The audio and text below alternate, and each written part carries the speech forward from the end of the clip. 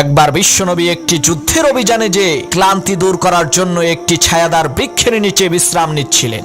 এমন সময় শত্রুপক্ষের একজন মুশরিক এসে নবীজির গলায় তরবারি ধরে বলল, এই মুহাম্মদ, বল এখন তোকে আমার হাত থেকে কে রক্ষা করবে? বিশ্বনবী সাল্লাল্লাহু আলাইহি ওয়াসাল্লাম চোখ খুলে বললেন, আল্লাহ আমাকে রক্ষা করবে।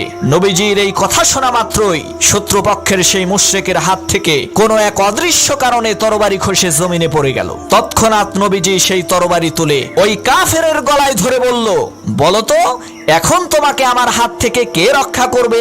সেই কাফের বলল, হুজুর আমাকে ক্ষমা করবেন, একমাত্র আপনিই আমাকে রক্ষা করতে পারবেন। নবীজি সেই লোকটিকে ছেড়ে দিলেন। সেই লোক তার সম্প্রদায়ের কাছে যেয়ে বলল, হে আমার বন্ধুরা, তোমরা শোনো, আমি আজকে এমন একজন মানুষকে দেখেছি, তার চাইতে ভালো মানুষ এই দুনিয়ার মধ্যে আর কেউ নাই, যিনি সবার চাইতে শ্রেষ্ঠ গুণাবলীর অধিকারী।